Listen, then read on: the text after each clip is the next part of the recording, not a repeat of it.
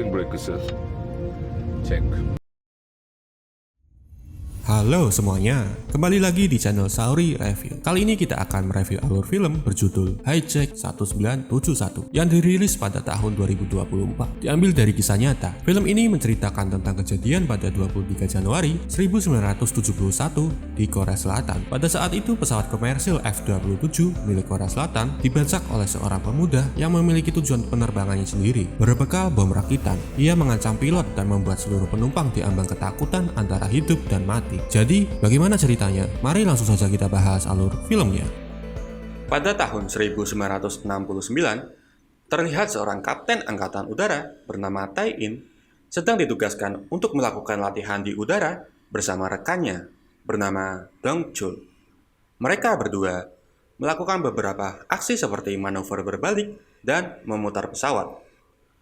Terlihat dari raut muka mereka berdua sedang menikmati tugas yang dijalaninya.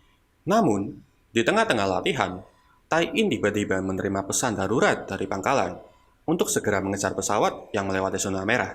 Pesawat tersebut mengarah ke perbatasan Korea Utara. Tai In dan Dong Chul langsung mengejarnya. Mereka mengepung pesawat dari arah samping dan melihat dari luar jendela pesawat, para penumpang terlihat ketakutan. Tai In menambah kecepatan untuk melihat pilot pesawat tersebut yang ternyata adalah mentornya dahulu bernama Min Soo. Tai In memberi pesan kepada Min Soo untuk segera berbalik arah karena sebentar lagi mereka akan melewati perbatasan Korea Utara. Namun, Min Soo tak menjawab. Ia hanya bisa menggelengkan kepala. Di sini Tai In menerima perintah dari pangkalan untuk segera menembak mesin pesawat itu agar pesawat tidak melewati perbatasan. Tai In yang merasakan ada yang tidak beres dalam pesawat tersebut, apalagi pilot yang mengendari adalah mentornya sendiri, ia merasa bimbang karena jika ia menembak mesin pesawat tersebut akan meledak dan para penumpang bisa meninggal. Waktunya tak banyak. Pangkalan terus-menerus memberi pesan untuk Tai In agar segera menembak. Namun, Tai In tak bergerak. Perbatasan tinggal sedikit lagi. Jika pesawat sudah melewati garis perbatasan Korea Utara, maka Tai In dan Dong Chul tidak dapat mengejarnya. Dan pada akhirnya, Tai In membiarkan pesawat itu melewati perbatasan. Tai In dan Dong Chul berbalik kembali ke pangkalan. Pada saat di pangkalan, ia dimarahi habis-habisan oleh atasannya, dan akhirnya Tai In dikeluarkan dari militer angkatan udara karena melanggar perintah. Kemudian Tai In pulang ke rumah keluarganya, karena berita tentang dirinya yang membiarkan pesawat tanpa izin melewati perbatasan telah menyebar, sehingga para tetangga yang tinggal di sekitar rumah Tai In tak suka. Mereka mencoret-coret pintu rumahnya dengan tinta merah karena menganggap Tai In adalah komunis. Tai In hanya bisa pasrah. Ia tak bisa berbuat apa-apa. Pada malam hari, terdengar berita bahwa para penumpang yang melewati perbatasan Korea Utara dipulangkan ke Korea Selatan. Tai In terlihat lega. Tai In pun pergi melihatnya. Namun, pada saat para penumpang turun, ia tidak melihat Min Soo. Di sini Tai In mulai panik. Ia bertanya kepada petugas dan ternyata tidak semua penumpang dari pesawat yang dipulangkan oleh Korea Utara. Dari 50 orang yang berada dalam pesawat, hanya 39 penumpang yang dipulangkan. 11 orang, termasuk Min Soo, tak dapat izin dari Partai Komunis untuk dipulangkan ke Korea Selatan. Mendengar hal itu, Tai In dan keluarga lainnya begitu terpukul, karena mereka tahu keluarganya tak akan pernah kembali ke Korea Selatan. Setahun kemudian, Tai In akhirnya bekerja di maskapai penerbangan bernama Sokcho Airport. Di sini, ia sedang ditugaskan untuk menerbangkan pesawat dari bandara menuju ke Seoul. Pada penerbangan kali ini, ia menjadi kopilot, sementara pilot yang bersamanya adalah senior Tai In yang hampir pensiun. Di Bandara Sokcho, suasananya sangat ramai. Banyak calon penumpang yang berebut tiket agar bisa naik pesawat. Sambil menunggu para penumpang selesai membeli tiket, Tai In dan kapten bersantai sambil mengobrol. Dalam obrolan mereka berdua, kapten telah mengetahui bahwa Tai In adalah seorang yang bertanggung jawab dalam insiden pesawat Korea Selatan yang masuk ke perbatasan Korea Utara. Namun kapten tidak menyalahkannya, karena ia memahami ada suatu hal yang tidak ia ketahui. Obrolan pun selesai. Para penumpang yang tadi telah membeli tiket bersiap berlari di balik pintu yang terkunci untuk cepat-cepat memilih kursi penumpang. Tidak seperti zaman sekarang. Pada tahun tersebut, memilih kursi di maskapai penerbangan masih manual. Dan setelah pintu terbuka, para penumpang berlomba-lomba lari dengan sekuat tenaga untuk mendapatkan kursi pilihannya. Sampainya di dalam pesawat, para penumpang saling berebut kursi hingga ada beberapa penumpang yang hampir berkelahi. Ada juga penumpang yang membawa ayam dan membuat kegaduhan semakin menjadi-jadi karena baunya yang tidak sedap. Kru pesawat pun mencoba untuk menenangkan para penumpang, namun tak berhasil. Akhirnya, Tai-in datang menghampiri mereka yang sedang bergaduh untuk tenang, agar pesawat cepat terbang dan kegaduhan pun usai. Para penumpang tenang, mereka duduk kembali ke kursi masing-masing. Pesawat akhirnya mulai lepas landas. Semua penumpang merasa lega. Seorang ibu bisu, yang baru pertama kali terbang dengan pesawat, merasa bahagia bisa melihat pemandangan dari atas. Semua penumpang merasa tenang sebelum mereka tahu bahwa mereka semua dalam bahaya. Terlihat di tengah perjalanan, ayam yang dibawa oleh ibu-ibu tadi bertelur. Baunya membuat penumpang sekitarnya tersiksa. Namun, tidak dengan pria ramah yang duduk di samping ibu tersebut. Pria itu bernama Yongdae. Ia ditawari telur dan langsung dimakannya dengan senang hati. Ibu yang melihat pria itu makan telur yang diberinya pun tersenyum.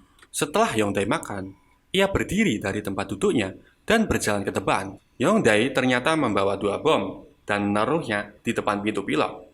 1 bom lagi dilemparkannya ke arah kru pesawat. Ketegangan pun mulai terjadi.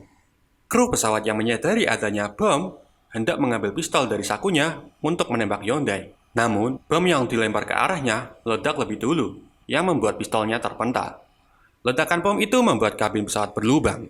Pesawat pun ikut bergoyang karena getaran yang dihasilkan ledakan bom itu cukup besar. Suara ledakan membuat kapten penasaran, dan ketika ia hendak melihat ke arah penumpang, tiba-tiba bom yang dipasangkan di pintu itu meledak. Kapten terkena percikan bom yang membuat satu matanya buta. Kapten hampir pingsan. Tai-in yang sedang mengendalikan pesawat hanya bisa melihat. Para penumpang terlihat pingsan akibat efek ledakan bom tadi. Yongdae yang berlindung di balik kursi tak begitu terkena efek ledakan. Saat ia melihat pintu pilot terbuka, Yongdae sambil memegang bom di tangannya, langsung menghampiri Tai-in yang sedang memegang kendali pesawat agar mengarahkan pesawatnya ke laut. Ia memaksa Tai-in untuk bergegas ke laut, jika tidak, bom yang ia pegang akan diledakkan.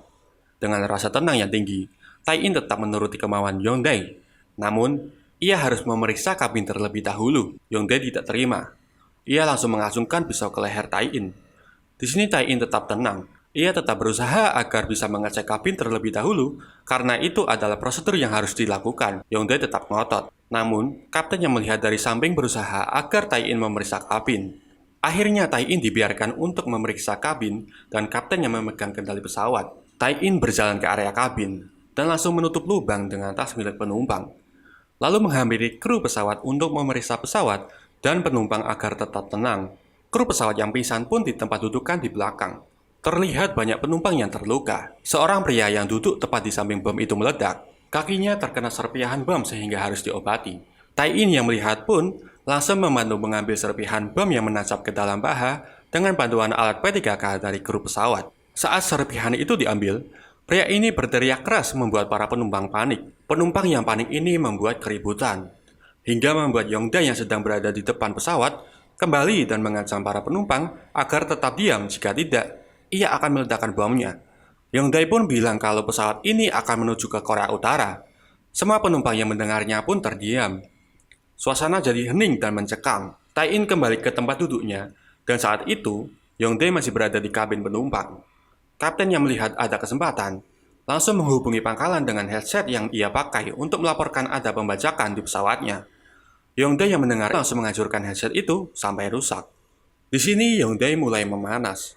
Ia memerintahkan Tai-in agar cepat membelokkan pesawatnya ke arah Korea Utara. Sementara itu, Tai-in memanggil kru pesawat datang untuk memeriksa kondisi kapten yang terluka parah meskipun ada Yongdae di sampingnya. Kedua mata kapten terkena serpihan ledakan bom.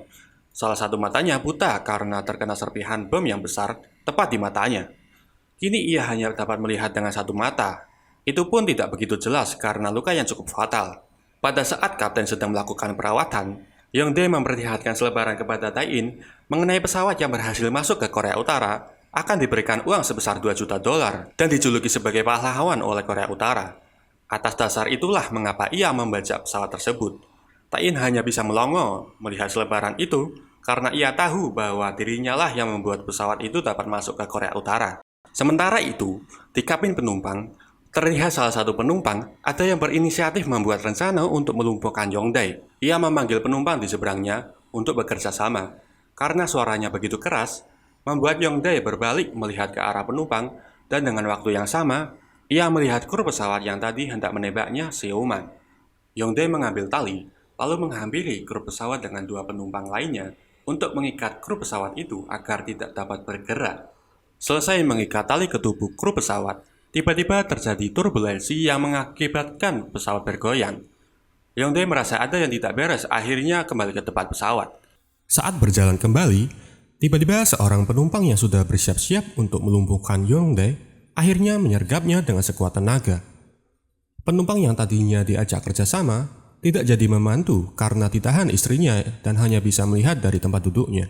Semua penumpang tak ada yang membantu dirinya karena merasa takut, sehingga membuat keduanya saling beradu kekuatan, hingga keduanya terjatuh. Yongdae yang melihat ada pistol milik kru tergeletak di bawah tempat duduk penumpang, langsung mengambilnya dan mengarahkan ke arah penumpang tersebut. Penumpang itu hanya bisa diam, tak bisa melawan. Suasananya semakin tegang. Semua penumpang ketakutan.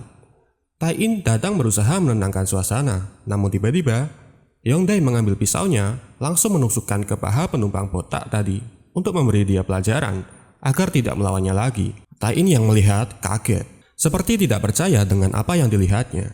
Tai-in kembali ke depan dengan wajah sedikit emosi yang ditahan. Pria botak itu berteriak minta tolong karena kesakitan. Kru pesawat yang melihat tak bisa menahan air mata karena merasa kasihan namun juga ketakutan. Dengan kepedulian yang tinggi, meskipun ia ketakutan hingga tangannya tremor, ia memberanikan diri untuk mengobati pria botak itu, meskipun ada Yongdae di depannya. Sementara kru pesawat mengobati pria botak, Tai-in yang merasa emosi, memukul indikator bensin sampai rusak. Ketika pesawat hampir mendekati perbatasan, Kapten membuat pengumuman menggunakan speaker pesawat untuk para penumpang segera menghancurkan semua identitasnya. Hal itu bertujuan agar ketika mereka semua terpaksa masuk ke Korea Utara, kemungkinan besar mereka akan dikembalikan ke Korea Selatan. Karena jika identitas mereka terbongkar dan memiliki kelebihan khusus, maka mereka tak akan pernah dikembalikan ke Korea Selatan. Semua penumpang yang mendengar itu langsung buru-buru mencari kartu identitasnya, lalu merobeknya. Seorang jaksa terlihat merasa sedih melihat kartu identitasnya karena akan dihancurkan. Ia tak kuat menghancurkannya sendiri, akhirnya memberikan kartu itu ke ibunya. Karena kartu tersebut dilapisi dengan plastik sehingga sulit untuk dirobek. Dengan kasih sayang seorang ibu yang tak terhingga, tanpa pikir panjang ia langsung menelan kartu itu hingga tak tersisa. Hal ini ia lakukan karena dirinya sangat sayang kepada anaknya tersebut. Ibu akan tetap menjaga anaknya meskipun nanti berada di Korea Utara. Jaksa pun sampai menangis hingga tak tertahankan. Yongdae yang melihat kasih sayang mereka berdua menjadi teringat masa lalunya sebelum ia menjadi seperti sekarang. Dulu Yongdae tinggal berdua bersama ibunya sendirian. Tiba-tiba polisi datang untuk melakukan inspeksi ke rumah Yongdae karena dirinya dicurigai sebagai komunis. Polisi itu ternyata datang untuk menjebak Yongdae. Saat menggeledah kamar Yongdae, polisi itu memasukkan potongan berita mengenai Korea Utara ke dalam buku Yongdae. Polisi keluar rumah dan menunjukkan buku Yongdae yang berisi bukti-bukti adanya perilaku komunis. Yongdae melihatnya dan merasa itu bukan miliknya. Namun, polisi yang sudah berada di depan langsung memukulnya tanpa ampun. Yongdae marah karena sudah tahu kebusukan para polisi di daerahnya. Yongdae tak terima hingga menyerang polisi yang menggeledah kamarnya. Namun, ketika sedang menyerang polisi itu, polisi satunya memukul kepala Yongdae dengan patako, sehingga Yongdae hampir tak sadarkan diri. Ia pun dibawa ke kantor untuk ditahan. Sampai akhirnya, ia dibebaskan dan pulang ke rumah. Dengan perasaan senang, ia membawakan oleh-oleh untuk ibunya. Ketika membuka pintu kamar, ia sangat kaget melihat ibunya telah tiada. Entah berapa lama ibunya meninggal sampai tubuhnya dihinggapi belatung. Yongdae memegangi ibunya dengan perasaan sedih tak tertahankan. Lalu, Yongdae membawa mayat ibunya untuk dikremasi. Sambil memandangi mayat ibunya yang sedang dikremasi, terlihat matanya dipenuhi dengan tatapan balas dendam yang sangat kuat. Hal itulah yang menjadi alasan ia membajak pesawat agar bisa pergi ke Korea Utara. Kembali ke pesawat, salah seorang pria sedang memandu kru pesawat untuk melepaskan ikatannya. Karena ikatannya sangat kuat, sehingga penumpang tersebut kesulitan untuk melepaskannya. Mendengar seperti ada yang aneh, Yongdae berbalik melirik ke arah belakang. Namun, kru pesawat yang sedang mengumpulkan kartu identitas penumpang mencoba untuk menutupi pandangannya. Yongdae kesulitan melihat, sampai akhirnya ia berjalan menuju ke belakang. Namun belum sempat melihat sampai ke belakang, Tai-in yang melihat Yongdae pergi, segera menyalakan alarm untuk memancing Yongdae kembali. Dan benar, Yongdae akhirnya kembali dengan membawa kru pesawat agar tetap diam di depan. Yongdae bertanya, apa yang sedang terjadi? Ternyata Tai-in berpura-pura menyalakan alarm dan mengelabui Yongdae bahwa pesawat hampir kehabisan bensin. Kapten pun memberikan instruksi untuk turun. Yongdae memukul kepala kapten yang membuat kepalanya berdarah dan membuat pandangannya pun kabur. Yongdae melakukan itu karena dirinya sadar sedang dikelabui. Namun, karena Tai-in sebelumnya sudah merencanakan strategi untuk menghancurkan indikator bensin dan indikator bensin tersebut terlihat seperti bensinnya sedang habis, Tai-in langsung menyuruh Yongdae untuk melihat indikator tersebut bahwa bensin hampir habis. Tai-in juga bilang kalau pesawat sudah melewati perbatasan. Yongdae yang mendengar itu langsung membiarkan Tai-in untuk menurunkan pesawatnya. Di sini Yongdae melihat ke sekitar, apakah ia benar-benar berada di Korea Utara atau tidak. Dan ternyata ia melihat bendera Korea Selatan yang berarti ia sedang dibohongi oleh Tai-in. Merasa kesal, Yongdae membuka pelatuk bom miliknya dan memberikan bom itu ke seorang anak di depannya. Dengan wajah sangat ketakutan, anak itu pun menangis. Sambil menangis, ia memegangi bom itu erat-erat. Jika bom tersebut lepas dari genggamannya, maka bom akan meledak. Anak tersebut lalu digeret dan dibawa ke depan untuk menakuti Tai-in. Ketika Tai-in hendak menurunkan pesawat, Yongdae langsung mengancam Tai-in untuk menaikkan pesawat karena Yongdae sadar tempat itu bukan Korea Utara. Di sini Tai-in sebenarnya sudah siap mati, asal para penumpang selamat. Namun, ia merasa bimbang. Roda pesawat sudah menyentuh tanah, namun belum berhenti. Anak kecil itu terus-menerus merengek tidak ingin mati. Dan Yongdae terus-menerus berteriak mengancam Tai-in untuk menarik pesawat. Jika tidak, ia akan membunuh anak tersebut. Dengan perasaan dan pikiran campur aduk, Tai-in akhirnya membuat keputusan. Dengan landasan yang pendek, pesawat akhirnya diterbangkan lagi. Namun karena jarak pesawat terlalu dekat dengan hutan, saat menaikkan roda pesawat itu macet. Pesawat akhirnya terbang, namun Yongdae tiba-tiba menembak kaki Tai-in. Darah mengucur deras dari kakinya. Tapi ekspresinya tidak memperlihatkan bahwa ia kesakitan. Kapten yang melihat Tai-in ditembak, ia langsung berteriak memarahi Yongdae. Jika Tai-in mati tertembak, maka semua orang yang ada di pesawat akan mati, termasuk Yongdae. Karena Tai-in adalah satu-satunya orang yang bisa mengendarai pesawat saat ini. Yongdae tak peduli. Jika Tai-in melakukan hal aneh lagi, maka ia akan ditembak mati. Tai-in tetap tenang. Ia menuruti apa kemauan Yongdae, namun harus mengembalikan anak pembawa bom itu kembali ke ibunya. Yongdae menuruti. Setelah itu, sembari mengikat kakinya untuk menghentikan pendarahan, Tai-in melakukan negosiasi dengan Yongdae untuk menurunkan para penumpang terlebih dahulu, dan Tai-in akan membawa Yongdae ke Korea Utara. Awalnya Yongdae menolak. Namun Tai-in bilang jika para penumpang masuk ke Korea Utara dan dikembalikan ke Korea Selatan, maka mereka dan keluarganya akan dicap sebagai komunis seperti Yongdae. Karena dulu, kakak Yongdae adalah salah satu warga Korea Selatan yang terjebak di Korea Utara dan tak pernah kembali. Maka dari itu, Yongdae dicap sebagai komunis. Ucapan tersebut menyentuh hati Yongdae. Yongdae hanya terdiam cukup lama. Sampai akhirnya, tiba-tiba pesawat jet tempur dari Korea Selatan datang. Sama seperti waktu lalu saat Tai-in masih di militer udara. Karena pesawat yang dibawa Tai-in masuk ke zona merah, ia akhirnya dikejar oleh pesawat tempur untuk berbalik arah. Ternyata yang membawa pesawat jet tempur itu adalah rekannya dahulu bernama Dong Chul. Dong Chul yang melihat pilot pesawat itu adalah Tai-in, ia langsung menanyakan apa yang terjadi kepada Tai-in melalui pesan udara. Namun pada saat Tai-in akan menjawab, Yongdae menghampirinya. Tai-in tak jadi menjawabnya, karena ini adalah sebuah tugas untuk menghentikan pesawat yang dibawa Tai-in. Maka rekan Dong Chul yang terbang bersamanya memberikan peringatan. Dengan kecepatan tinggi, ia terbang dari bawah melewati pesawat Tai-in dari depan yang membuat pesawat Tai-in bergoyang. Tak hanya itu, kemudian mereka melakukan tembakan peringatan, namun Tai-in tak bisa berbuat apa-apa selain menghindar. Saat Dong Chul menghubungi Tai-in kembali, Tai-in memohon agar Dong Chul dan rekannya jangan menembak. Namun Dong Chul bilang jika situasinya itu sudah berbeda dengan saat Tai-in mencoba menghentikan pesawat yang melintasi Korea Utara. Kali ini pesawat tempur Korea Utara sudah mendeteksi pesawat mereka, dan jika sampai keduanya bertemu, maka bisa terjadi perang. Karena kondisi tersebut, jet tempur akhirnya diberi tugas untuk segera memberhentikan pesawat Tai-in, dan 2 peringatan sudah diluncurkan. Kini peringatan ketiga, yaitu menembak mesin pesawat. Pada saat jet tempur hendak menembak pesawat Tai-in, ia langsung menghindarinya dan akhirnya lolos. Namun karena itu, peringatan selanjutnya pun muncul. Jet tempur diberi tugas untuk menembak jatuh, yang artinya tak peduli dengan kondisi apapun, pesawat yang dikendarai Tai-in harus jatuh. Jet tempur pun menembaki pesawat Tai-in yang membuat Yongdae terluka. Setelah ditembaki, pesawat Tai-In masih bisa terbang. Untuk menghindari tembakan selanjutnya, maka ia mencoba terbang lebih tinggi melewati awan.